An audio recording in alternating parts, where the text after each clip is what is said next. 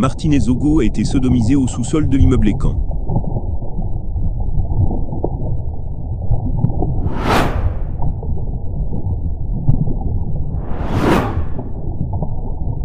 Les informations portées sur l'actualité politique camerounaise tant sur le plan régional que national pour vous permettre d'être à la une de l'actualité. Telle a toujours été notre priorité. Alors, si vous êtes nouveau, n'hésitez surtout pas de vous abonner et de cliquer sur la cloche de notification pour ne plus rater aucune de nos vidéos. On commence.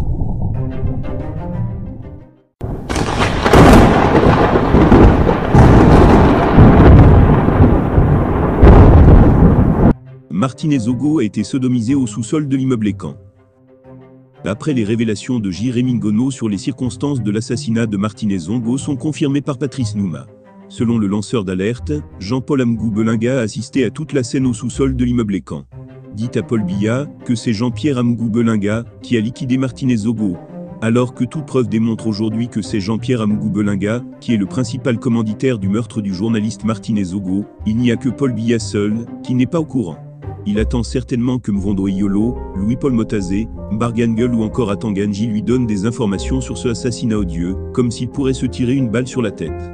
La vérité est que le sang de Martinez Ogo va traumatiser jour et nuit ses assassins. Ils n'auront plus jamais la paix. Ils ne trouveront plus jamais le sommeil. La malchance de Jean-Pierre Amgou Belinga est que son crime arrive au moment où les réseaux sociaux et l'éveil de conscience des Camerounais a atteint un grand niveau de maturation. Si les assassinats de Maître Mongoto en 1988, celui de Joseph Mbassi la même année, de Monseigneur Plumet en 1991, des sœurs de Djoum en 1992, du père Angèle Bermvan en 1995, celui Christine Sopo, la secrétaire de Marafa, ou encore de Monseigneur Jean-Marie Benoît Bala il y a quelques années, celui de Martinez Ogo en 2023 et l'assassinat de Tro, qui vient mettre à nu les pratiques de satanisme pratiquées à Madette de l'État. Paul Biya a donc tout intérêt à arrêter lui-même Amgou Belinga, avant qu'il ne soit trop tard, car de ce qui nous revient, les Camerounais du monde entier, et du Cameroun s'organisent pour lui faire payer ce crime de trop, par tous les moyens. Trop c'est trop.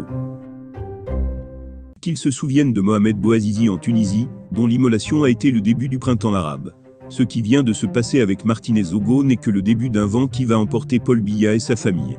Ils vont se retrouver en exil et même, les pays comme la France vont refuser de leur accorder l'asile. Si Paul Biya veut donc sauver sa peau maintenant, et espérer une fin moins douloureuse, qu'il livre donc Jean-Pierre Amgou Belinga au peuple sans oublier ses complices Laurent Esso, Louis-Paul Motazé, Samuel Mvondo Eyolo, Bargangel et Maxime Eko, Galax et Toga. Nous n'allons plus revenir sur ce que tout le monde sait déjà, à savoir que Martinez Ogo a été enlevé par 06 d'individus qui travaillent à Ranger Security. Que ces derniers l'ont conduit après l'avoir évanoui au sous-sol de l'immeuble Écan, où il a été torturé en présence de Jean-Pierre Amgou Belinga. Qu'il a été sodomisé, ses doigts coupés et sa mâchoire arrachée, et que ce n'est que le lendemain qu'ils sont allés jeter le corps à Ebogo Parsoa. Des noms circulent, et tous ces noms se rapportent à Jean-Pierre Amgou Belinga, qui en est le principal commanditaire de ce crime crapuleux. Nous savons que les enquêtes tardent, parce que Amgou Belinga est le protégé de Laurent Esso, le patron de la justice. Qu'il est l'ami de Dominique Baya, qui est le SG de la police, et qu'il envoie de l'argent à Galax et Toga pour étouffer les dossiers qui le concernent. Au palais des Toudis, la DSP de Ivo Descancio est trempée jusqu'au cou, avec des faux marchés fictifs, qu'ils ont donnés à Amgou Belinga, sans oublier les rétrocommissions données à Mvondo Eyolo. Tous, cocktail Molotov fait donc qu'ils se tiennent, et ne veulent pas se livrer.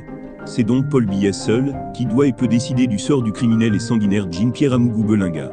La question est de savoir s'il aura suffisamment de courage pour le faire. Le peuple souverain attend. Trop c'est trop. On y reviendra, Patrice Nouma. Eh bien chers abonnés, c'est ainsi que nous arriverons au terme de cette édition. Espérant qu'elle vous a plu, n'hésitez surtout pas de nous laisser un commentaire.